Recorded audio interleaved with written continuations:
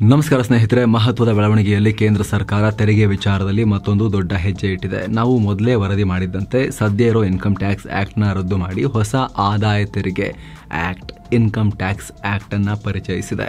ಲೋಕಸಭೆಯಲ್ಲಿ ಕೇಂದ್ರ ಹಣಕಾಸು ಸಚಿವೆ ನಿರ್ಮಲಾ ಸೀತಾರಾಮನ್ ಅವರು ಈ ಹೊಸ ಬಿಲ್ ನ ಮಂಡಿಸಿದ್ದಾರೆ. ಹಾಗಿದ್ರೆ ಈ ಹೊಸ ಇನ್ಕಮ್ ಟ್ಯಾಕ್ಸ್ ಆಕ್ಟ್ ಅಡಿಯಲ್ಲಿ ಏನಿದೆ, ಏನೇನು ಬದಲಾಗಿದೆ, ಸದ್ಯ ಇರೋ ಇನ್ಕಮ್ ಟ್ಯಾಕ್ಸ್ಗೂ ಇದಕ್ಕೂ ಏನು ಡಿಫರೆನ್ಸ್, ಸರ್ಕಾರ ಯಾಕೆ ಇದನ್ನ ತರ್ತಾ ಇದೆ, ಇದೆಲ್ಲವನ್ನ ಈ ವರದಿಯಲ್ಲಿ ತಿಳ್ಕೊಳ್ಳೋಣ ಕ್ವಿಕ್ ಆಗಿ. ಏನಿದು ಹೊಸ ತೆರಿಗೆ ಕಾಯ್ದೆ?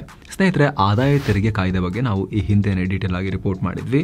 ಇದನ್ನ ಡೈರೆಕ್ಟ್ ಟ್ಯಾಕ್ಸ್ ಕೋಡ್ ಅಂತ ಕರೆಯಲಾಗ್ತಾ ಇತ್ತು. ಬಜೆಟ್ ನಲ್ಲಿ ಸರ್ಕಾರ ಅನೌನ್ಸ್ ಮಾಡಬಹುದು ಅಂತ ಹೇಳಿದ್ವಿ. ಅದಕ್ಕೆ ತಕ್ಕಂತೆ ನಿರ್ಮಲಾ ಸೀತಾರಾಮನ್ ಬಜೆಟ್ ನಲ್ಲಿ ಒಂದು ವಾರದಲ್ಲಿ ಹೊಸ ಬಿಲ್ ಮಂಡಿಸ್ತೀವಿ ಅಂತ ಹೇಳಿದ್ರು. ಈಗ ಮಂಡಿಸಿದ್ದಾರೆ.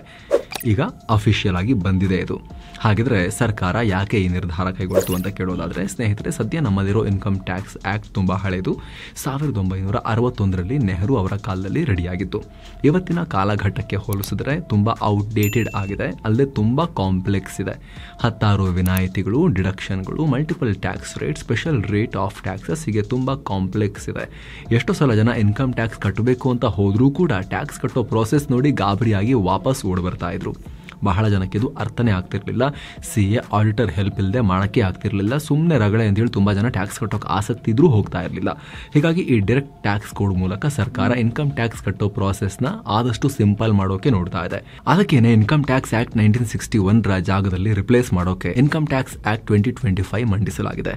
ಸದ್ಯ ಇದನ್ನ ಸಂಸದೀಯ ಸಮಿತಿಗೆ ಕಳಿಸಲಾಗಿದೆ. 2 ಮನೆಯಲ್ಲಿ ಪಾಸ್ ಆಗಿ ರಾಷ್ಟ್ರಪತಿ ಅಂಕಿತ ಬೀಳಬೇಕು. ಏಪ್ರಿಲ್ 1, 2026ರಿಂದ ಇದು ಜಾರಿಯಾಗುತ್ತೆ ಅಂತ ಹೇಳಲಾಗಿದೆ. ಇನ್ಫ್ಯಾಕ್ಟ್ 2009ರಲ್ಲಿ ಡೈರೆಕ್ಟ್ ಟ್ಯಾಕ್ಸ್ ಕೋಡ್ ಮೊದಲ ಡ್ರಾಫ್ಟ್ ಅನ್ನ ರೆಡಿ ಮಾಡಲಾಗಿತ್ತು. 2010ರಲ್ಲಿ ಸಂಸತ್ನಲ್ಲಿ ಚರ್ಚೆ ಕೂಡ ಆಗಿತ್ತು. ಆದರೆ ಕೇಂದ್ರ ಸರ್ಕಾರ ಮೊದಲು GST ತರಬೇಕು ಅನ್ನೋ ಉದ್ದೇಶ ಇಟ್ಕೊಂಡಿದ್ದರಿಂದ ಲೇಟ್ ಆಯಿತು.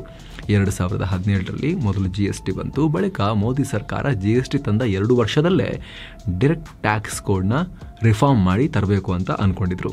ಆದರೆ ಜನರಿಗೆ ಇನ್ನು GSTನೇ ಡೈಜೆಸ್ಟ್ ಮಾಡ್ಕೊಳ್ಳೋಕೆ ಟೈಮ್ ಬೇಕಾಗ್ತಿರೋದ್ರಿಂದ ಇಡೀ ಸಿಸ್ಟಮ್, ಇಡೀ ದೇಶಕ್ಕೆ ಹೊಸ ಒಂದು ತೆರಿಗೆ ವ್ಯವಸ್ಥೆ ಆಗಿದ್ದರಿಂದ, ಅಂದ್ರೆ ಹಳೆ ತೆರಿಗೆ ಇತ್ತು, ವ್ಯಾಟ್ ಅಂತೆಲ್ಲ ಇತ್ತು, ಅದರ ಜಾಗದಲ್ಲಿ ಯೂನಿಫೈಡ್ ಸಿಸ್ಟಮ್ ಇದಾಗಿದ್ದರಿಂದ ಇದನ್ನ ವರ್ತಕರಿಗೆ, ಜನರಿಗೆ ಅರ್ಥ ಮಾಡಿಸೋದಕ್ಕೆ, ನಾರ್ಮಲೈಸ್ ಮಾಡೋಕೆ ಟೈಮ್ ಬೇಕಾಗಿದ್ದರಿಂದ ಈ ಡೈರೆಕ್ಟ್ ಟ್ಯಾಕ್ಸ್ ಕೋಡ್ ಒಟ್ಟಿಗೆ ತರೋದು ಬೇಡ ಅಂತ ವೇಟ್ ಮಾಡ್ತಾ ಬಂದ್ರು. ಈಗ ಕೊನೆಗೂ ಮಂಡಿಸಿದೆ. ಹಾಗಿದ್ರೆ ಇದರಲ್ಲಿ ಏನೇನಿದೆ, ಏನೇನು ಬದಲಾಗುತ್ತೆ? ಸರಳ ಕಾಯ್ದೆ, ಆದಾಯ ತೆರಿಗೆ ಕಾಯ್ದೆಯನ್ನ ಸರಳ ಮಾಡಲಾಗಿದೆ. ಸದ್ಯ ಇನ್ಕಮ್ ಟ್ಯಾಕ್ಸ್ ಆಕ್ಟ್ 823 ಪುಟಗಳಷ್ಟು ದೊಡ್ಡದಿದೆ. ದೊಡ್ಡ ಗ್ರಂಥ ತರ ಇದೆ. ಅದನ್ನೀಗ 622 ಪುಟಗಳಿಗೆ ಇಳಿಸಲಾಗಿದೆ. 25ರಿಂದ 30% ಕಾಯ್ದೆ ಗಾತ್ರವನ್ನೇ ಟ್ರಿಮ್ ಡೌನ್ ಮಾಡಲಾಗಿದೆ, ಕತ್ತರಿಸಲಾಗಿದೆ. 298 ಸೆಕ್ಷನ್ಗಳಿದ್ವು. ಅವುಗಳನ್ನು ಇನ್ನಷ್ಟು ಸಿಂಪ್ಲಿಫೈ ಮಾಡಿ, ಸರಳ ಮಾಡಿ 536ಕ್ಕೆ ಏರಿಸಲಾಗಿದೆ. ಆದರೆ ಅನಗತ್ಯ ಪಾಯಿಂಟ್ಗಳನ್ನು ತೆಗೆಯಲಾಗಿದೆ. ಉದಾಹರಣೆಗೆ ಸೆಕ್ಷನ್ 80CCA, 80CCF ಇವೆಲ್ಲ ಬಳಕೆಯಲ್ಲೇ ಇರಲಿಲ್ಲ. ಇಂಥ ಸೆಕ್ಷನ್ಗಳನ್ನೆಲ್ಲ ತೆಗೆಯಲಾಗಿದೆ. ತುಂಬ ಕ್ರಿಸ್ಪ್ ಆಗಿ ಟು ದ ಪಾಯಿಂಟ್ ಇರುವಂತೆ ಬಿಲ್ನ ರಚಿಸಲಾಗಿದೆ. ಟೇಬಲ್, ಫಾರ್ಮುಲಾಗಳನ್ನು ಬಳಸಲಾಗಿದೆ. ಜಾಸ್ತಿ ಅಸ್ಪಷ್ಟತೆ ಇದ್ದಷ್ಟು ಇಂಟರ್ಪ್ರಿಟೇಷನ್ ಬೇಕಾದಂಗೆ ಕೊಡ್ಬೋದು. ಕನ್ಫ್ಯೂಷನ್ ಕ್ರಿಯೇಟ್ ಆಗ್ತಾ ಇತ್ತು, ಲಿಟಿಗೇಷನ್ ಹೆಚ್ಚಾಗ್ತಿತ್ತು. ಅದಕ್ಕೆ ಕಡಿವಾಣ ಬೀಳತ್ತೆ ಅನ್ನೋ ಹೋಪ್ನೊಂದಿಗೆ. ಟ್ಯಾಕ್ಸ್ ಇಯರ್, ಇನ್ನು ಇನ್ಕಮ್ ಟ್ಯಾಕ್ಸ್ ಆಕ್ಟ್ನಲ್ಲಿ assessment year AY, previous year ಈ ಥರ ಎಲ್ಲ ಬಳಸಲಾಗ್ತಾ ಇತ್ತು. ಈಗ ಅಸೆಸ್ಮೆಂಟ್ ಇಯರ್ ಬದಲು ಟ್ಯಾಕ್ಸ್ ಇಯರ್ ಅಂತ, ಹಾಗೆ ಪ್ರೀವಿಯಸ್ ಇಯರ್ ಬದಲು ಫಿನಾನ್ಷಿಯಲ್ ಇಯರ್ ಅಂತ ಚೇಂಜ್ ಮಾಡಲಾಗಿದೆ. ಕ್ಯಾಪಿಟಲ್ ಗೇನ್ಸ್ ನಲ್ಲಿ ಬದಲಾವಣೆ ಇಲ್ಲ. ಇನ್ನು ಈ ಹೊಸ ಇನ್ಕಮ್ ಟ್ಯಾಕ್ಸ್ ಕಾಯ್ದೆಯಲ್ಲಿ ಕ್ಯಾಪಿಟಲ್ ಗೇನ್ ವಿಚಾರದಲ್ಲಿ ಬದಲಾವಣೆ ಏನಾದರೂ ಬರ್ಬೋದಾ ಅನ್ನೋ ಹೋಪ್ ಇತ್ತು, ನಿರೀಕ್ಷೆ ಇತ್ತು. ಕ್ಯಾಪಿಟಲ್ ಗೇನ್ ಅಂದ್ರೆ ಸ್ಟಾಕ್ಸ್, ಬಾಂಡ್ಸ್, ರಿಯಲ್ ಎಸ್ಟೇಟ್, ಈ ರೀತಿ ಯಾವುದೇ ಆಸ್ತಿಯಿಂದ ನೀವು ತಗೊಂಡ ಮೇಲೆ ಮತ್ತು ಮಾರಿದಾಗ ಎಷ್ಟು ಲಾಭಕ್ಕೆ ಮಾರಿರ್ತೀರಿ ಅದು ಕ್ಯಾಪಿಟಲ್ ಗೇನ್. ಈ ರೀತಿ ಆದಾಯವನ್ನ ಸದ್ಯ ಪ್ರತ್ಯೇಕ ಕ್ಯಾಪಿಟಲ್ ಗೇನ್ ಇನ್ಕಮ್ ಅಂತ ಕನ್ಸಿಡರ್ ಮಾಡಲಾಗ್ತಿದೆ. Long term gain, short term gain ಅಂತ 12.5%, 20% ಸಪರೇಟ್ ಟ್ಯಾಕ್ಸ್ ಹಾಕಲಾಗ್ತಿದೆ. ಸೊ ಇದನ್ನ ಬದಲಾವಣೆ ಮಾಡ್ತಾರೆ. ಕ್ಯಾಪಿಟಲ್ ಗೇನ್ ನ ನಾರ್ಮಲ್ ಇನ್ಕಮ್ ಅಂತ ಕನ್ಸಿಡರ್ ಮಾಡ್ತಾರೆ ಅನ್ನೋ ಲೆಕ್ಕಾಚಾರ ಇತ್ತು. ಹೀಗೇನಾದ್ರೂ ಆಗಿದ್ರೆ ಕ್ಯಾಪಿಟಲ್ ಗೇನ್ಗೆ ಕೂಡ ಇನ್ಕಮ್ ಟ್ಯಾಕ್ಸ್ ಸ್ಲ್ಯಾಬ್ಗಳು ಅಪ್ಲೈ ಆಗ್ತಾ ಇದ್ವು. ಭಾರಿ ತೆರಿಗೆ ಕಟ್ಟಬೇಕಾಗ್ತಾ ಇತ್ತು. ಆದರೆ ಹೊಸ ಆದಾಯ ತೆರಿಗೆಯಲ್ಲಿ ಆ ರೀತಿ ಯಾವುದೇ ಬದಲಾವಣೆ ಮಾಡಲಾಗಿಲ್ಲ. ಇನ್ಫ್ಯಾಕ್ಟ್ ಟ್ಯಾಕ್ಸ್ ವಿಚಾರದಲ್ಲಿ ಯಾವುದೇ ಚೇಂಜಸ್ ಮಾಡಿಲ್ಲ.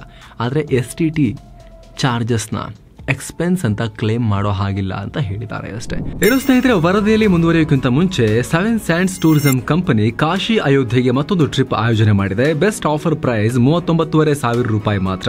ಕಾಶಿ, ಅಯೋಧ್ಯೆ, ತ್ರಿವೇಣಿ ಸಂಗಮ, ಗಯಾ, ಬೋಧ್ ಗಯಾ ಎಲ್ಲ ಕಡೆ ಹೋಗೋದಿರುತ್ತೆ. 4 ನೈಟ್ 5 ಡೇಸ್ ಟ್ರಿಪ್ ಇದು. ಈ ಪ್ಯಾಕೇಜ್ ನಲ್ಲಿ ಫ್ಲೈಟ್ ಟಿಕೆಟ್ಸ್, 3 ಸ್ಟಾರ್ ಹೋಟೆಲ್ ನಲ್ಲಿ ಸ್ಟೇ, ಆಲ್ ಮೀಲ್ಸ್, ದರ್ಶನ, AC ಟ್ರಾನ್ಸ್ಪೋರ್ಟ್ ವ್ಯವಸ್ಥೆ, boating, auto charges, 24/7 tour manager ಸೌಲಭ್ಯ ಹಾಗೂ ಹಿರಿಯ ನಾಗರಿಕರಿಗೆ ವಿಶೇಷ ಆರೈಕೆ ಎಲ್ಲ ಇರುತ್ತೆ. ಹೊರಡೋ ದಿನ 9 ಮಾರ್ಚ್ 2025. ಕೆಲವೇ ಸೀಟುಗಳು ಲಭ್ಯ. ಆಸಕ್ತರು ಈ ನಂಬರ್ಗೆ ಕಾಲ್ ಮಾಡಿ ನಿಮ್ಮ ಸೀಟನ್ನ ಕೂಡ ಬುಕ್ ಮಾಡಿ.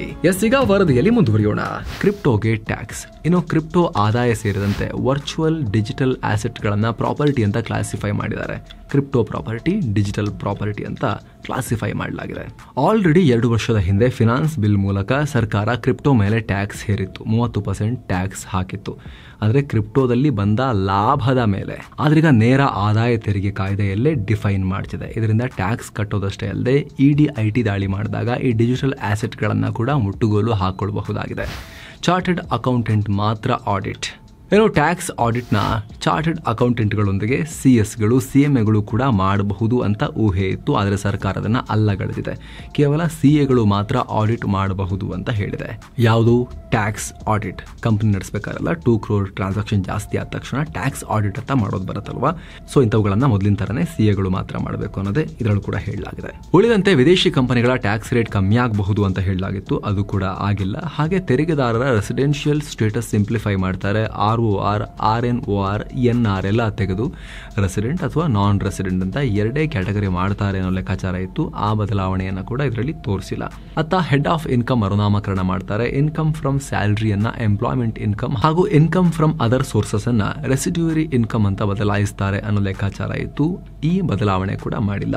ಒಟ್ಟಿನಲ್ಲಿ ಸ್ನೇಹಿತರೆ, ಈ ಹೊಸ ಆದಾಯ ತೆರಿಗೆ ಕಾಯ್ದೆಯಲ್ಲಿ ಯಾವುದೇ ಸ್ಟ್ರಕ್ಚರಲ್ ದೊಡ್ಡ ಕ್ರಾಂತಿಕಾರಿ ಬದಲಾವಣೆಗಳು ಯಾವುದು ಕಾಣಿಸ್ತಾ ಇಲ್ಲ. ಸದ್ಯಕ್ಕೆ ಯಾವುದೇ ಟ್ಯಾಕ್ಸ್ ರೇಟ್ ಬದಲಾಯಿಸಿಲ್ಲ. ಕೇವಲ ಈ ಹಿಂದೆ ಇದ್ದ ಕಾಯ್ದೆಯನ್ನು ಸಿಂಪ್ಲಿಫೈ ಮಾಡೋ ಕೆಲಸ ಮಾತ್ರ ನಡೆದಂಗೆ ಕಾಣಿಸ್ತಾ ಇದೆ. ಸಿಂಪ್ಲಿಫೈ ಆದಮೇಲೆ ನೆಕ್ಸ್ಟ್ ಜನ ಈಸಿಯಾಗಿ ಟ್ಯಾಕ್ಸ್ ಕಟ್ಬೋದು. ಈಗ ಇಂಡಿವಿಜುವಲ್ಸ್ದು ವೈಯಕ್ತಿಕವಾಗಿ ಸಣ್ಣ ಪುಟ್ಟ ಸ್ಯಾಲ್ರಿ ಅವರವರೇ ಕಟ್ಕೋಬೋದು ಅನ್ನೋ ರೀತಿಯಲ್ಲಿ ಸಿಂಪ್ಲಿಫೈ ಮಾಡ್ತಾರೆ ಅಂತಿತ್ತಲ್ಲ. ಅದಕ್ಕೆ ಸಂಬಂಧಪಟ್ಟಂತೆ ಏನಾದರೂ ಹೊಸ ಪೋರ್ಟಲ್ ಅಥವಾ ಹೊಸ ಆ್ಯಪ್ ಏನಾದರೂ ಬರುತ್ತಾ? ಅದಕ್ಕೆ ಸಂಬಂಧಪಟ್ಟಂತೆ ಈಗ ಕುತೂಹಲ ಉಳ್ಕೊಂಡಿದೆ ಅಷ್ಟೇ. Thank you so much. ಮತ್ತೆ ಭೇಟಿ ಆಗ್ತಿರೋಣ. ನಮಸ್ತೆ.